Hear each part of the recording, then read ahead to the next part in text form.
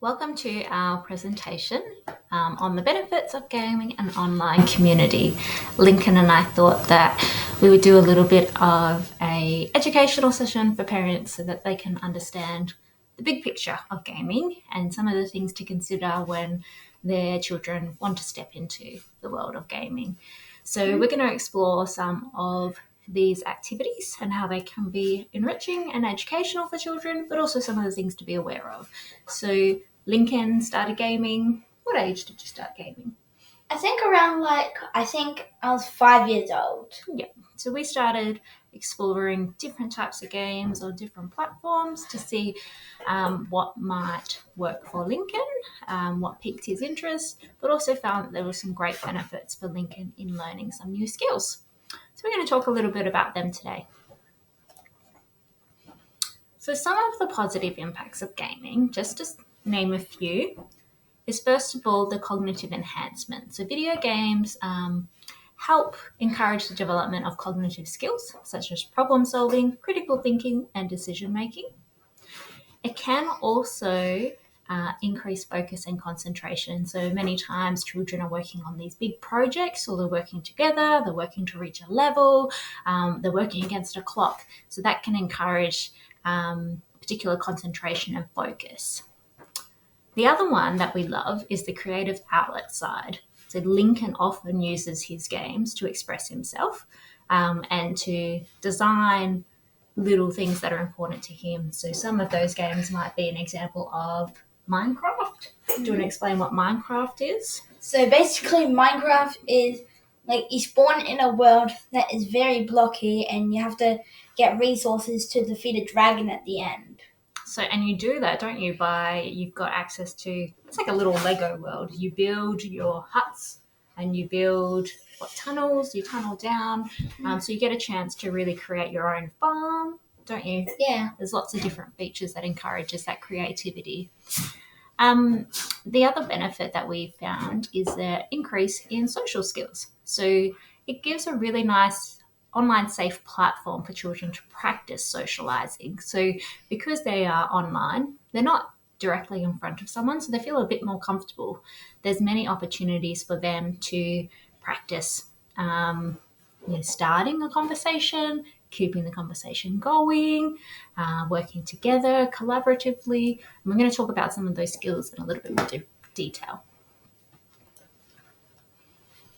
So some of those benefits, like we were talking about when it comes to social skills. So the first one is teamwork. So there are lots of different games that encourages that collaboration of teamwork, working together with a partner to build something. Yeah. Like a project base, or you might be working as a team to reach a different level. So they've really got to learn how to cooperate and problem solve when maybe they have different ideas. Isn't that right? Yeah.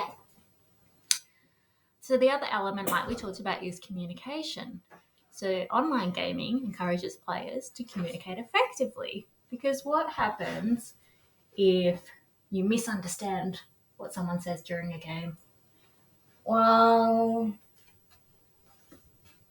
you might go in opposite directions. Yep. Yeah. They might say stop, but you go running and you run off an edge.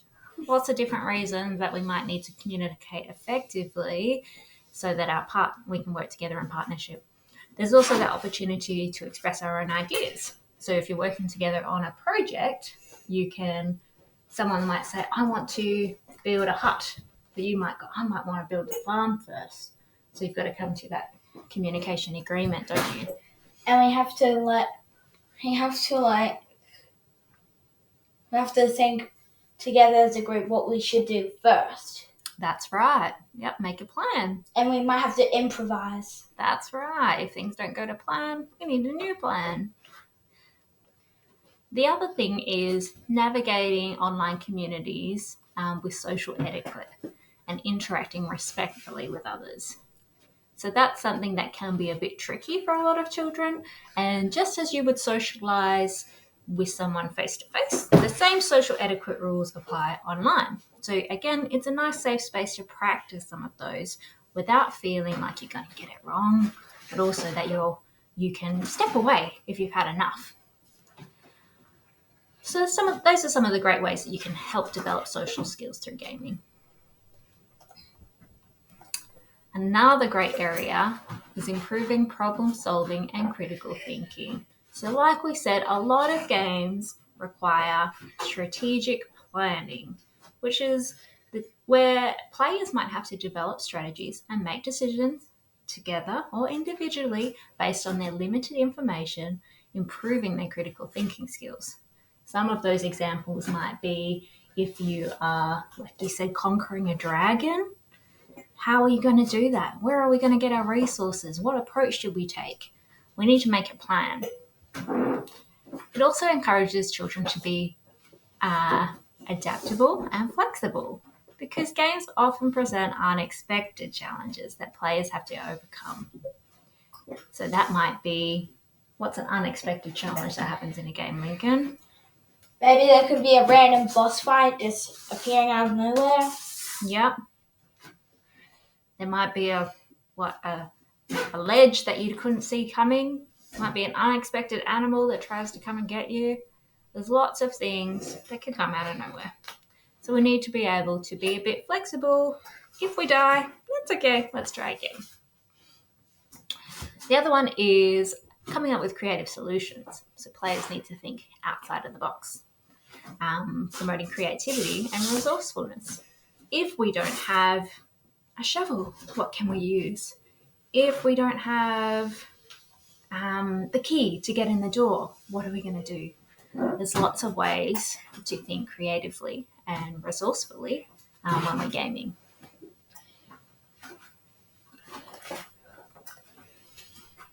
Another great skill is hand-eye coordination.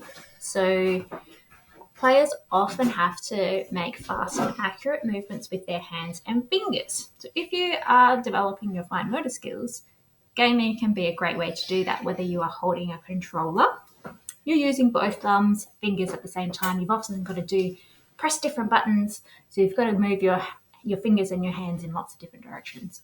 If you're on a computer, you have one hand on the keyboard and one hand on the mouse. And simultaneously got to work them together. Is that easy? Is that tricky? It's kind of tricky if you're new at it. But over time you get better at it. Yeah, because the more often we do something, the easier it becomes. The other thing that may improve is reaction time. Why would your reaction time improve? My reaction time would improve because maybe if there's quick problems in a game, you might start to get used to it and you can notice when it's happening very quickly. Yeah, so sometimes things happen unexpectedly, so we need to be able to react quickly. And our brain and our body work together to get those things done. The other thing that I love is the development of spatial awareness. When we are maneuvering a player in a game, sometimes we have to jump over things, squeeze things, sort of change lanes, duck out of the way, duck down, go into tunnels if you're playing Mario. Lots of different things that we have to do to move our body in a small space. This is a great way to visualize how we move our body in real life because we get to practice it in a game. These skills can be really useful for tasks like driving, reading maps, and understanding layouts of rooms.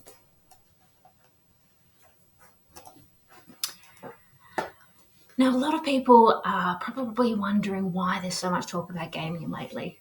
There's been a great increase of online communities since COVID.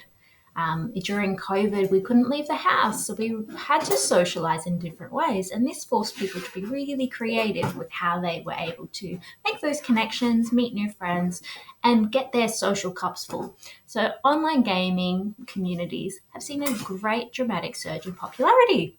There's millions of players connecting, but not just in your local community, all over the world, which is great because you get to connect with like-minded individuals that might be the same age, they might have the same interests, lots of great similarities in personality traits, but also allowing diversity from different backgrounds and experiences.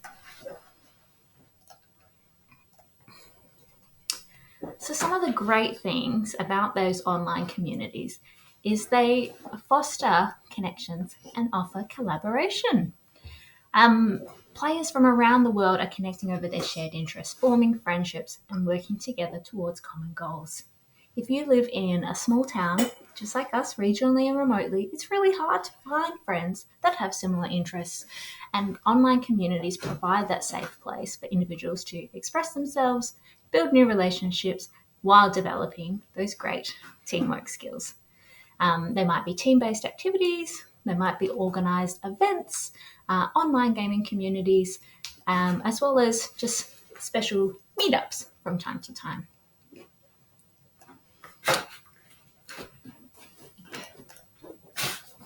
Of course, when we are gaming, especially in an online space, there are some things that we need to be aware of, and particularly as parents, keeping our children safe.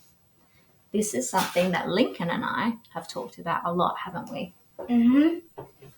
Lincoln hasn't always been allowed to play certain games. Yep. We've had rules, haven't we? Yep. What have some of our rules been? Maybe not chatting to online strangers. Also, a restriction of games that I could play. Yeah. Yep. What else? So we can only friend people that I know. That's right. And sometimes it's even about how much time you spend gaming, isn't it? Yeah. We can't just game all the time. We need balance. So it's important as parents to educate our children around what some of those risks might be. So the first one, which is most common, unfortunately, is cyberbullying. So just like bullying that happens in our schools, in our playgrounds, bullying can occur online. So some of those things might be harassment, threats, and intimidation. It's important to educate our children around what those signs might look like, and if they're feeling uncomfortable, making sure that they know that they can go to a safe adult. The second thing to be careful about is online predators.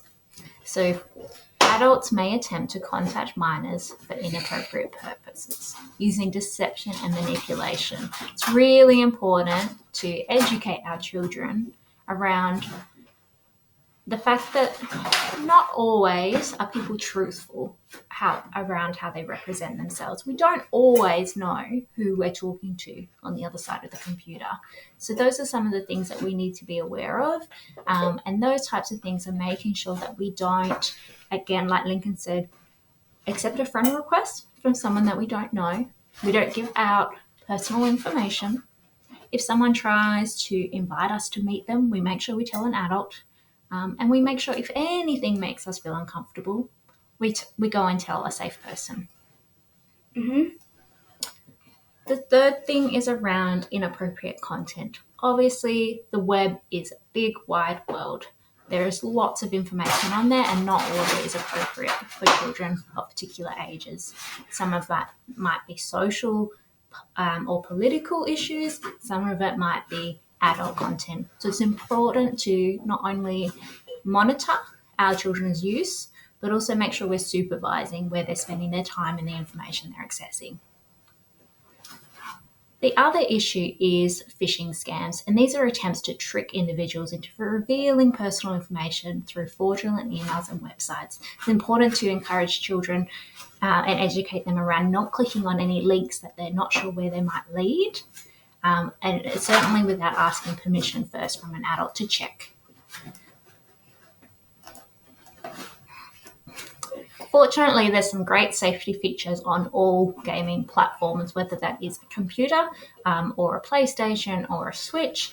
We have multiple parental controls. So some of these happen in the back end in our account settings. Often we can limit the type of content that our children are accessing. We can filter that through age or themes. We can also set limits on activity, how long we want them to play for, and restrict certain actions. So we can turn off chat features, we can turn off ability to buy additional things in-app, and that way we can manage those online interactions much more clearly and easily. The other opportunity we have is software solutions. So there is multiple third-party parental controls available. Some of these include programs like Microsoft Family Safety, and how that works is you can set that up in your child's Microsoft account. Anything that they want to access, whether it is downloading an app, making a purchase, will actually require you to approve or deny that action.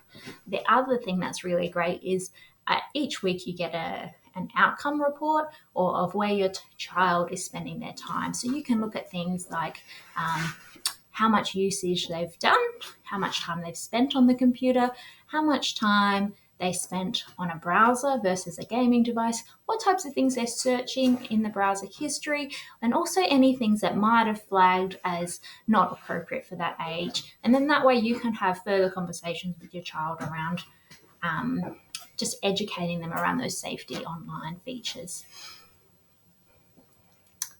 The third option, and the most important in my personal opinion, is having open communication and transparency with your child. So explaining the reasons why you've made decisions as a parent to keep them safe, why you've decided not to let them have certain chat controls, and trying to build a trusting relationship, but also involving them in the process of decision making. So over our time, we've had lots of different rules, haven't we? Yep, sure have. And we have sometimes removed some of those safety features as Lincoln has grown and matured in certain ways. Definitely. And then sometimes we've had to go, okay, this is a bit too much, we need to have a break. But usually it's a discussion.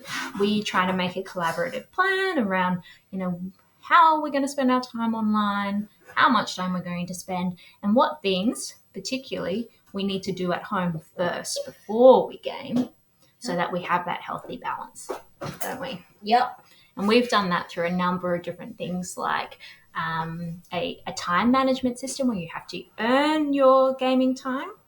So those things were, spending time outside for 20 minutes, making sure you've read a book, making sure your bedroom is clean, you've had a healthy breakfast, and each time you do those things, you earn more time on the computer. That works for some people, doesn't work for everyone. That's just one suggestion.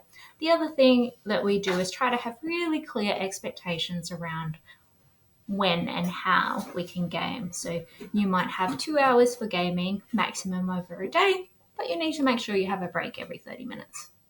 Before you can game, you also need to make sure that you have done your chores, you have spent some time outside, you've spent time with the family. Those are other clear expectations we have, and sometimes we also make a plan around, okay, game time finishes at 5 o'clock every day. Yep. Each house will look very differently, but when we have open communication with our children, things can become a bit more smoother.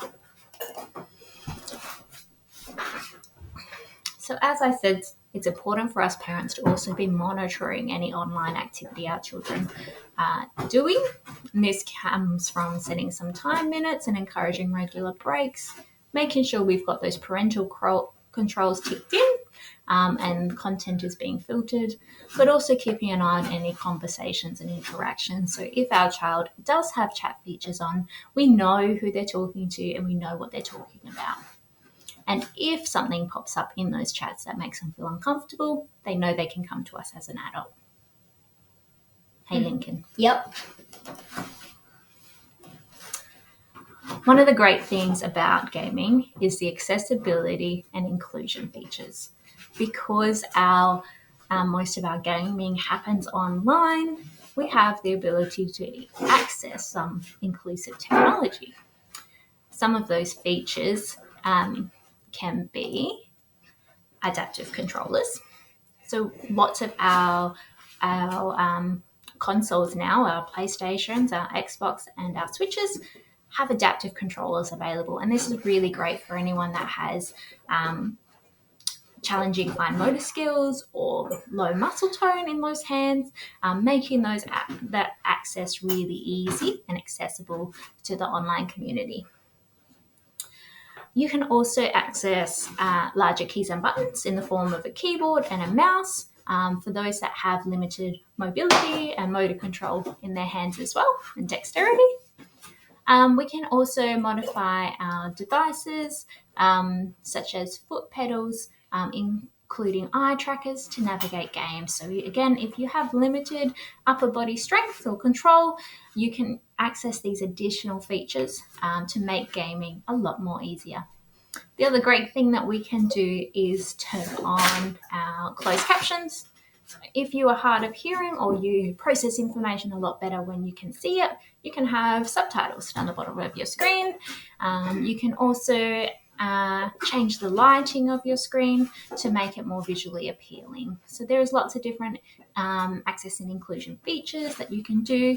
There are also some really great all-inclusive worlds such as Ortcraft or Minecraft, where if you are autistic, it's a monitored space, safe space for autistic children and adults to go and build together in a collaborative way. But within that Ortcraft world, there's also opportunities to have sensory breaks, which is very cool.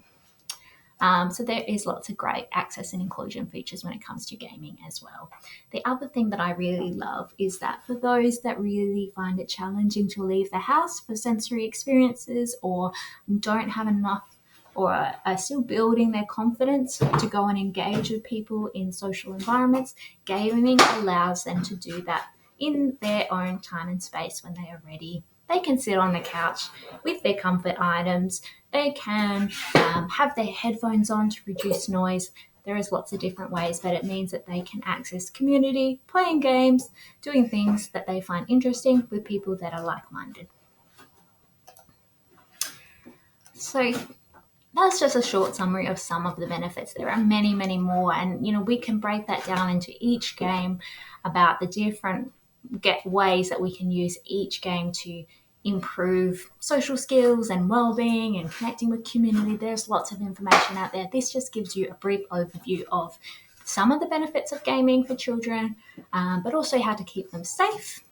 Obviously, each family is different in terms of what they allow and what's important to them in terms of their family values, but this gives you that brief overview. Obviously, acknowledging that for children and adolescents particularly, the rules might be different in each household when you let them start gaming versus how, what time they should stop gaming. All of those things are really dependent on family situations, but overall, cyber safety is crucial to ensuring that positive and secure online experience. When we implement those parental controls and make sure we have open communication with our children, then we're creating safe online spaces for them to explore and grow. Anything else you want to add? Not really. Everything in there was good. It's good to know about the safeties and benefits of gaming. That's right. Thank you very much, and we will chat to you all very soon. Bye-bye. See ya!